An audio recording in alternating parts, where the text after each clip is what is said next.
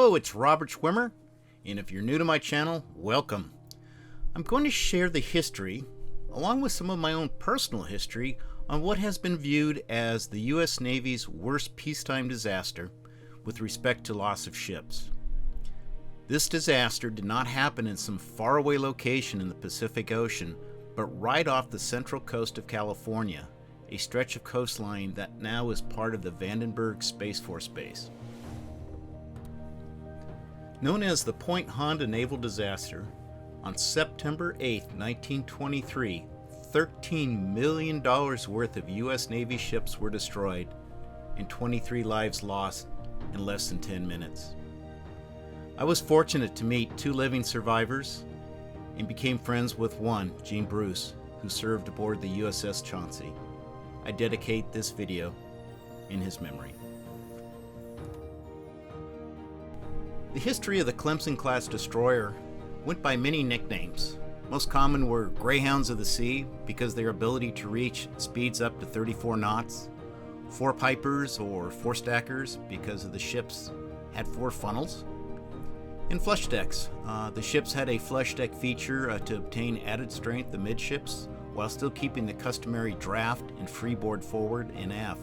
This would keep the silhouette as low as possible to the waterline. The average overall dimensions had a length of 314 feet, beam averaged 31 feet, that would also be the width of the ship, and a draft of 12 feet.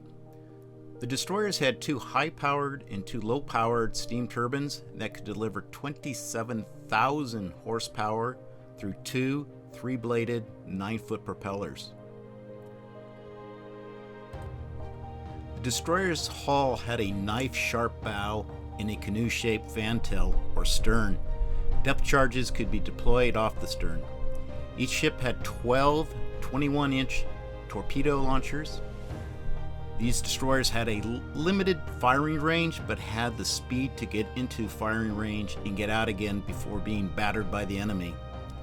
Each ship carried four 4-inch guns and one 3-inch deck gun. During the day, they could deliver smoke from their funnels that would blind the enemy from observing their maneuvers, pretty much a first-stage smog alert.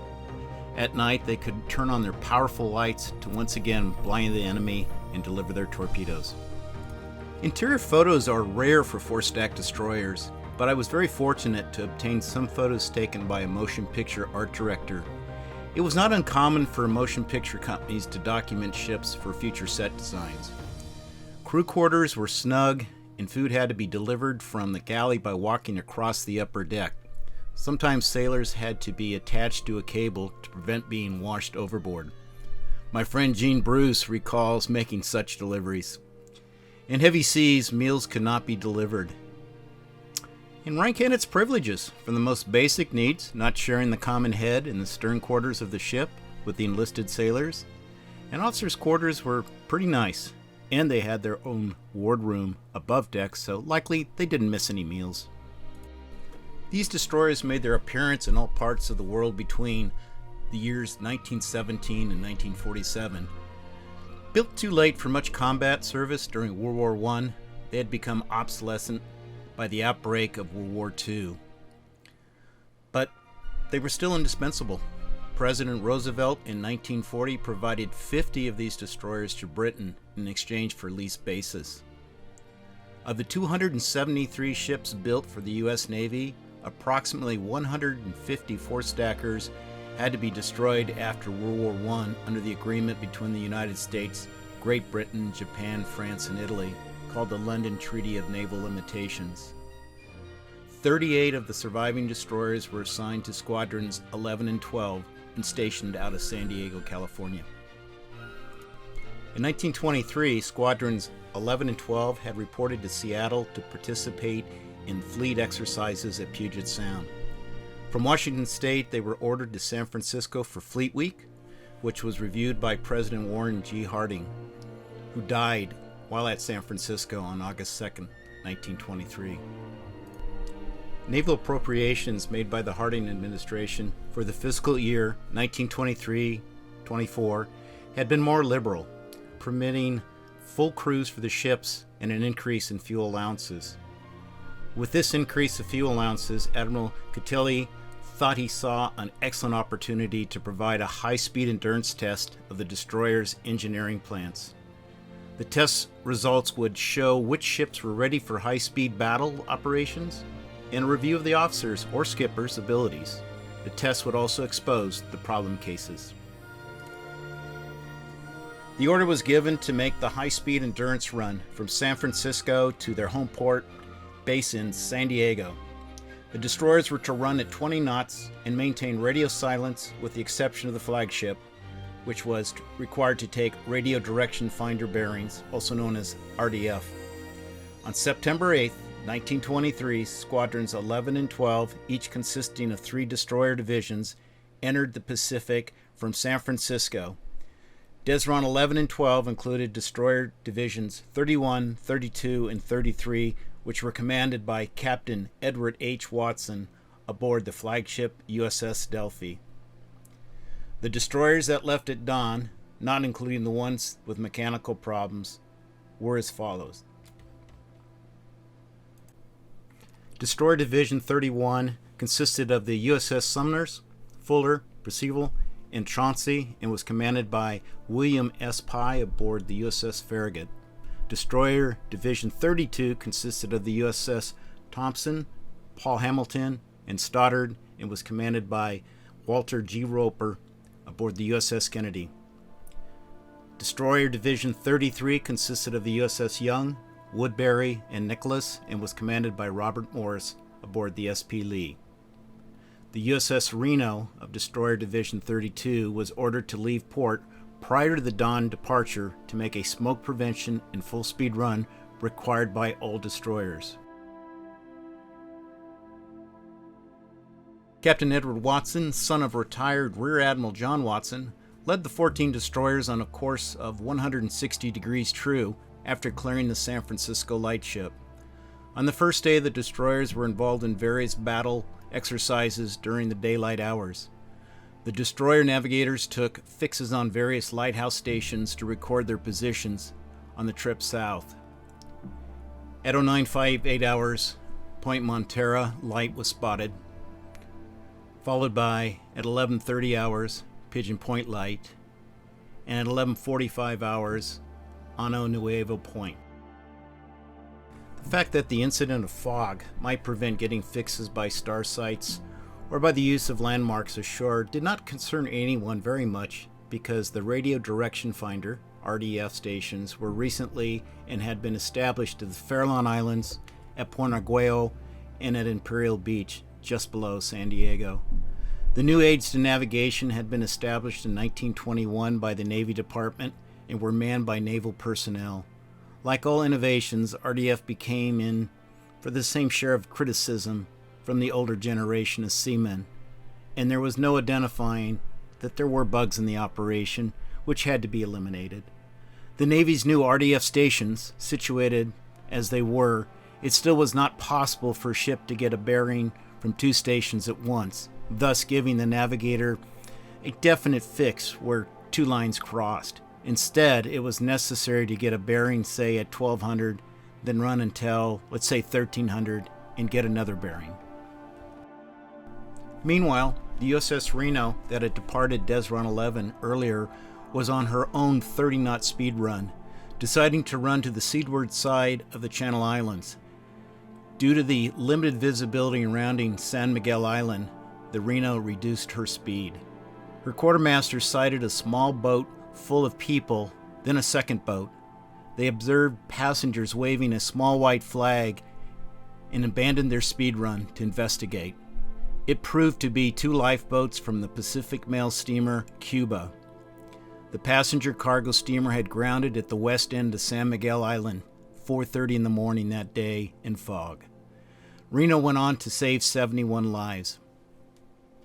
After hearing the Reno's dispatch, Commander Roper of the USS Kennedy called Captain Watson by radiophone and requested permission to take the entire division at full speed to her assistance.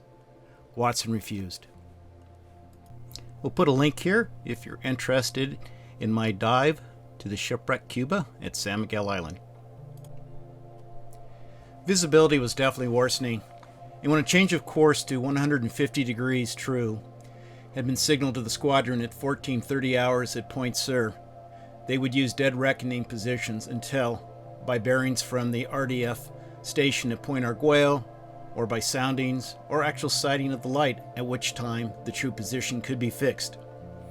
Captain Watson was saying as he stepped the dividers across the charted course, and I quote, "I feel that we have two factors in our favor. The wind and the sea are pushing us along, and according to the coast pilot, we have a slight assist from the Japanese current," end quote.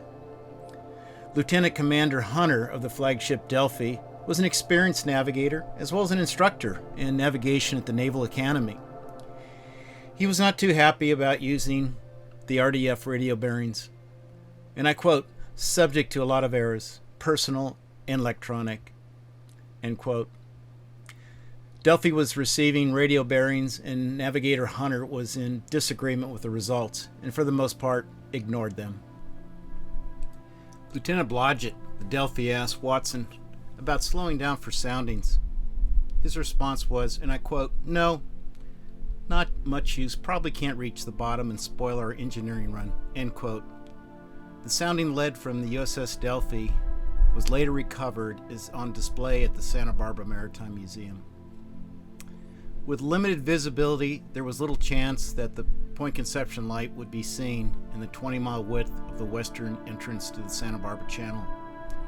Captain Watson ordered a course change at 2100 to 095 degrees true. Lieutenant Blodgett passed the change of order to Ensign Morrow, officer of the deck. At 2100 hours, the night was dark, the sky was overcast, and the sea was moderate with white caps and heavy ground swells. Delphi signaled the squadron with 2 blasts of her whistle as she changed course. Delphi was given 15 degrees left rudder, causing her to swing to port on a 095 course with her bow pointing exactly 5 degrees south of east. Ensign Morrow of the Delphi stated that through the haze he could see back to the 8th destroyer, which indicated there was about a mile visibility. Without warning, only a minute after the change in course, Delphi plunged into a heavy layer of fog. There was 0 visibility. At 2105 hours, a grating sound was heard, followed by the smashing crash of a head-on collision. The quartermaster leaped to the whistle, pulled and sounded the 4-blast danger signal. Hunter looked to the starboard through the slowly turning fog, saw the massive outline of a towering rock. He believed the squadron had come too far south and the Delphi had stranded on San Miguel Island or one of the outlying reefs. Hunter ordered the radio room to signal the squadron, keep repeating, keep clear to westward. 9 turn, which means a 90-degree turn. The chief signalman, coming in, discovered that the signal searchlight and the main radio antenna had been destroyed. They rigged their mast spark set to their radio telephone antenna and sent out a weak signal. A large swell then struck Delphi and carried her over a submerged reef and dropped her stern section in a cradle of rocks. SP Lee entered the fog where the Delphi had disappeared. Lieutenant Small, viewing their forward approach along the Delphi's wake, all of a sudden saw the ship's lights on the Delphi. The Delphi was at full stop. Captain Toaz at once ordered full speed astern, full left rudder. The SP Lee stern barely missed the Delphi. She slowed down to 8 knots, then ran aground. The SP Lee tried to steer her bow into the breakers. She could not move. She was pinned. USS Young, in formation behind the Delphi, struck an outer reef and started taking on water. Captain William Calhoun ordered rudder right to take the Young out of formation. The stoplight on the stern was lit, the whistle and siren were being sounded, and then the generator stopped and Young was blacked out. Then all of a sudden the Young grounded to a 30 to 40 degree list to starboard. The list continued to increase and Calhoun ordered the crew to move to port and stick to the ship. Do not jump. The ship continued to roll until she was on her beams, and the men started breaking out the glass in the portholes with fire axe. so they could weave a network of hemp cordage and lash themselves in. They started singing, "Yes, we have no bananas today," which changed to, "Yes, we have no destroyers today." Captain Davis of the USS Woodbury ordered the lookout in the starboard bridge to run up to the crow's nest. "Keep your eyes peeled to port for a lighthouse." Reported, and I quote, "Sir, I have lost sight of the Delphi. The SP Lee has sheered out of the port, and the Young has stopped. 1 minute her lights were on, then they were dark." End quote. Davis ordered full right rudder to avoid the Young and keep clear of the SP Lee. Only 10 degrees into the turn, she struck the rocks. The USS Nicholas approached the scene. When the captain noted the Woodbury streaking off to the right, the lights of the Young off in the distance, and the SP Lee turning left, it was a sign of a dangerous confusion. To avoid a collision with the Woodbury and the Young, the captain ordered left rudder full. As she came around, the Nicholas struck a rock with her starboard propeller. Due to low tide, her stern had drifted high on a clump of rocks. Nicholas shot off 2 flares, which illuminated the port side of the SP Lee about 100 yards astern. USS Farragut's quartermaster of the watch reported sighting searchlights and hearing sirens. The captain stared through the window and saw ships steering out of column in numerous directions. The captain ordered the speed reduced to 2/3. Then he rang for stop and hard right rudder, and the Farragut came to a stop. The captain could see the Young turning turtle and thought it had been rammed. He ordered lifeboats launched. Then a flash from a flame arising out of the smokestack, he could see every destroyer was aground. He then ordered the crew back to the ship in order to save his own ship. Then the generator failed and the ship blacked out. With no backup lights visible on the Farragut, the USS Fuller, on her approach to the scene, struck the Farragut amidships and dashed off, leaving a deep dent. Farragut was making sternway, or backing up, when a great wave dropped her and she hit bottom. Though damaged, she continued to make sternway and dropped her anchor in the safety of 16 fathoms of water. After striking the Farragut, the Fuller struck a rock 4 feet in diameter, which caused water to rush in and extinguish her boilers. Fuller drifted and was flung upon a pinnacle, settling at a 45-degree list to starboard. USS Percival, following the Fuller, spotted the Fuller's speedlight showing red. The Percival rang down both engines and backed full speed. Their spotlight revealed the condition of the Young, and they hightailed it out of the area. Schwemmer and Chauncey streaked past Percival on the starboard side. The Schwemmer saw trouble ahead and stopped her engines and sheered off to port. The captain then countermanded the order and called for 1/3 ahead and right rudder. As Schwemmer swung to the starboard, she tried to avoid a reef 50 feet away and struck a ledge. Although the propeller blades were bent and broken, she continued to function and made her way clear.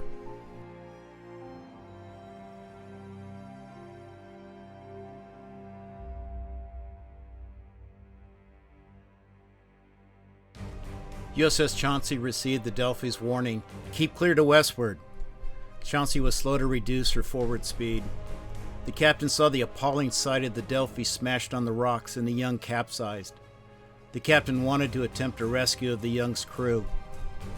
Young's captain, Calhoun, was concerned that the Chauncey's prop wash might sway the Young off the ledge into deeper water, killing the men. So he started shouting, "Don't ram us! You'll knock us off the rock." Chauncey's crew did not hear the captain and came in closer and struck the port propeller blade of the Young, causing a large gash in the hull. Chauncey's engine room flooded and she lost power. The breakers battered the Chauncey and tossed her on the reef. Commander Roper of the USS Kennedy was concerned about the present position of the squadron, thinking it was still north of Point Arguello. So he changed his course to 200 yards to starboard off the line of formation. Paul Hamilton, Stoddard, and Thompson also swung to the right. Kennedy hit something, backed full, and took soundings. The lead line revealed only 7 fathoms, or 42 feet. Kennedy's skipper, using a whistle signal and a megaphone, ordered the ships of his division to disregard the order and directed them back to seaward. I joined the Navy at the age of 15, went through training in Goat Island in San Francisco Bay. My first assignment was to the USS Chauncey, a destroyer, at San Diego. Well, the following May of that year, same year, 1923, was my 16th birthday. 4 months later is when the tragedy happened.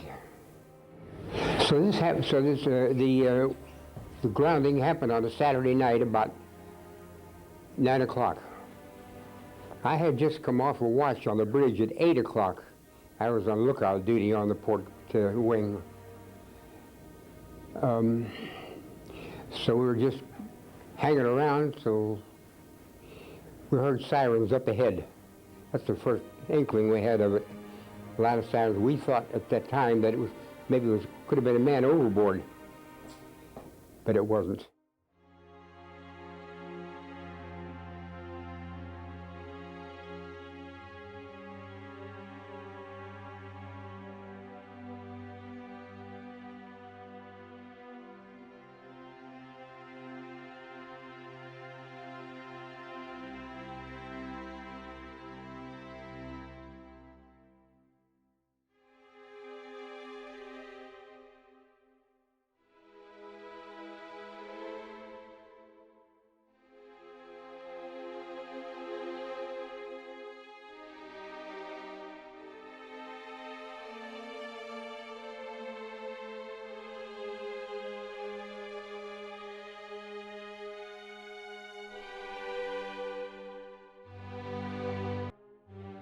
We tried to get out of there, go astern, back out.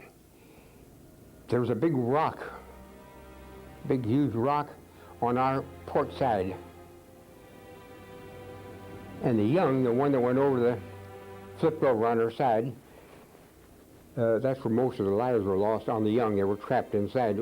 Vancouver couldn't get out. So we were trying to go astern between this big rock and the Young. And some waves, stuff like surf, washed us up against the Young. She had turned over, so her propellers were still going, at least the one on the port side, or maybe it was the starboard side.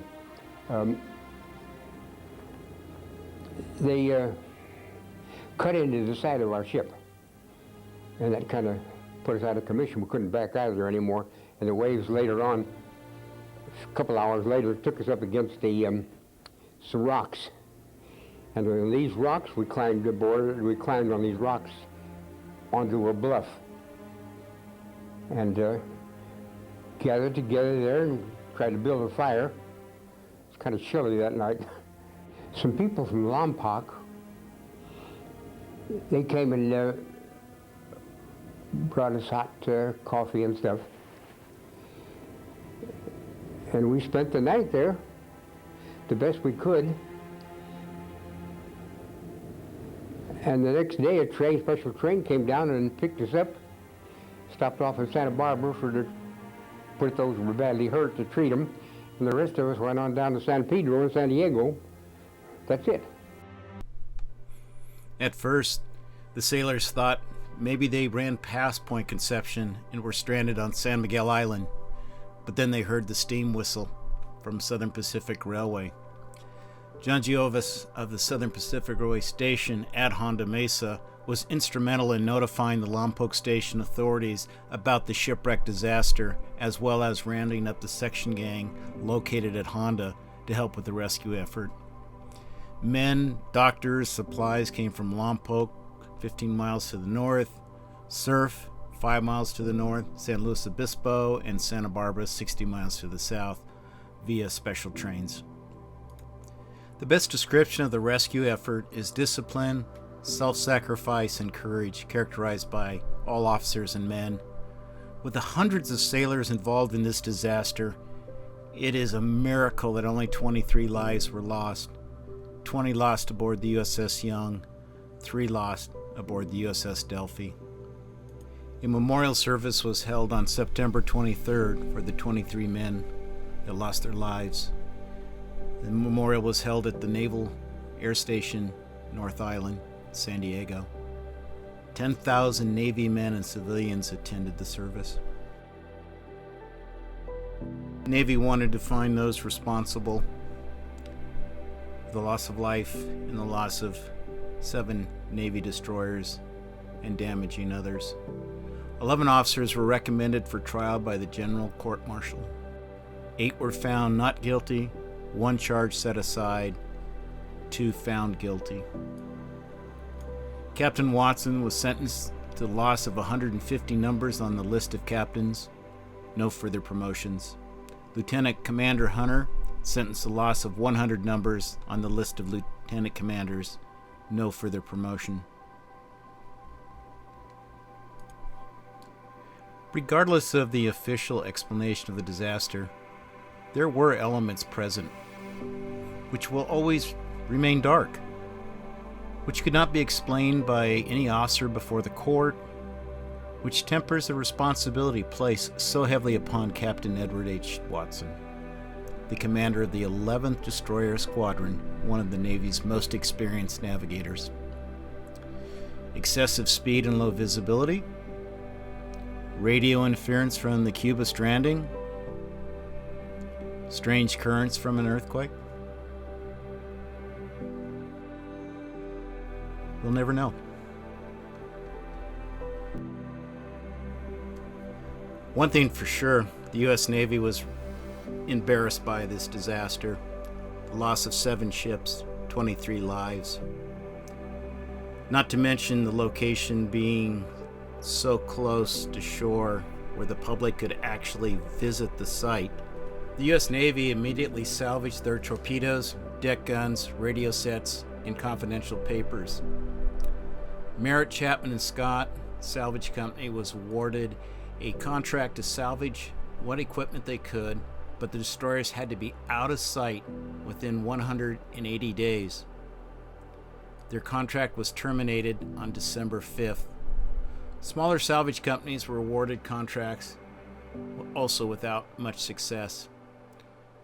Then the Navy was going to bomb the destroyers, but after reviewing aerial photos of the remains, decided to let the ocean finish them off. Note the position of the USS Nicholas soon after stranding. The site of the loss shortly after the stranding became quite the tourist attraction, with special train service. Vendors sold postcards of the stranded destroyers. That's why we have so much photo evidence today. The Navy could not cover up the embarrassment of the loss, but ultimately used this disaster as a case study for future training of Navy cadets. I felt really honored in 1998 to attend the 75th Memorial Service for the Honda disaster. This is where I met Gene Bruce, Seaman Second Class, USS Chauncey. He was 91 years of age, and also survivor Harry C. Crawford, Fireman Third Class of the USS Farragut. He was 94 years of age. Fire! Ready!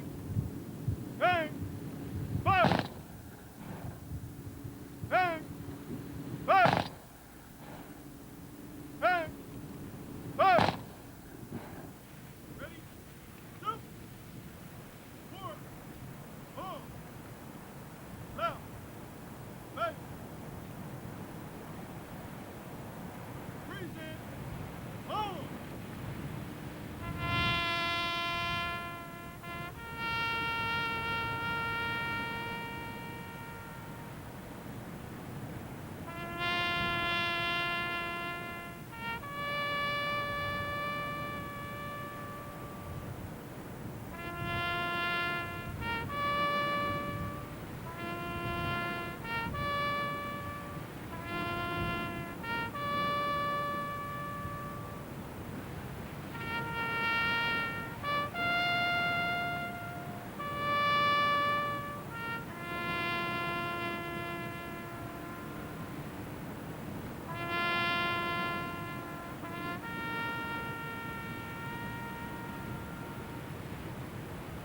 Water!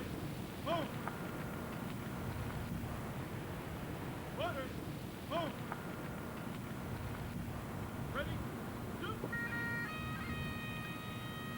It has become tradition that those who have lost their lives at sea are honored through the dropping of a wreath.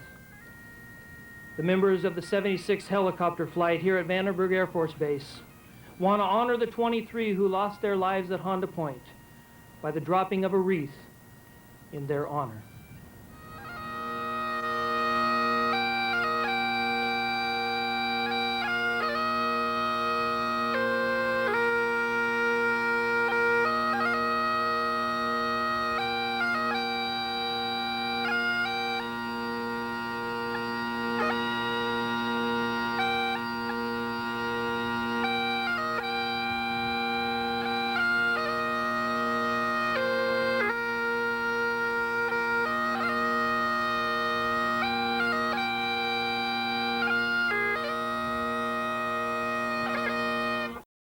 For me, the disaster is not about the ships, but about the people that served aboard those ships. I had the wonderful honor to share at Gene Bruce's eulogy when he passed. Some of his life adventures he shared with me that included painting the upper works of the Golden Gate Bridge. He had no fear of heights. And it was good money. He made $2 an hour during the Depression. I wanted to share this poem that I read at his eulogy in honor of Gene Bruce, survivor of the Honda Point Naval Disaster and friend. I'm standing above the cliff face overlooking Honda Point. Fog blankets the offshore waters, as witnessed by navigators that before centuries dared to sail these unforgiving waters nicknamed Devil's Jaw. A ship, gray in color, slowly makes her way behind Destroyer Rock. I can clearly make out the white numbers that adorn her bow, 296. From deep within the ship, I can hear her come to life, as black smoke billows from her four funnels and is carried away by the morning breeze. Her shop bow is a testament to her design for speed, gracefully turns to sea. A small ray of sunshine penetrates through the fog as her stern comes into view. In gilded gold letters, I can make out her name, USS Chauncey, Home Port Heaven. Suddenly the water at her stern is frothing in white foam as her powerful bronze propellers chop at the sea with expectation of starting the voyage. Her bow slowly cuts through the deep blue sea as she picks up speed. The blanket of fog mysteriously starts to part. Off in the distance, I can make out what appears to be several more ships, as though waiting for long anticipated of this glorious day. As Chauncey bears down on the flotilla, you can hear steam whistles blasting in celebration of her arrival as the last sailor has arrived. 6 ships fall into formation in front of the Chauncey.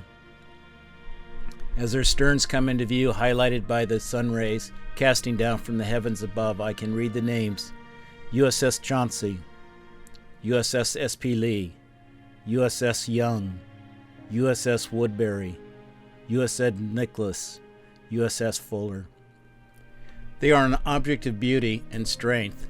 I stand and watch these greyhounds of the sea until at length they hang like a speck of gray clouds just where the sea and the sky unite each other.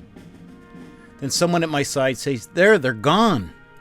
Gone where? Gone from our sight. That is all. They are just as large in hull and strength as they were when they left our side, and is able to bear their crew of living sailors to their destined port. And just at that moment when someone at my side says, "There, they're gone," there are other eyes watching them coming, and voices ready to take up the glad shout. "Here they come!" The blanket of fog, as quickly as it parted, once again closes in, concealing the offshore rocks at Point Honda. Our sailor is home. Written by myself and selected poem verses from anonymous writer. The end. I hope you enjoyed this video learning about the Honda Point Naval Disaster on September 8, 1923. But more importantly, honoring our brave sailors that day and those that paid the ultimate sacrifice with their lives for our nation. Thank you.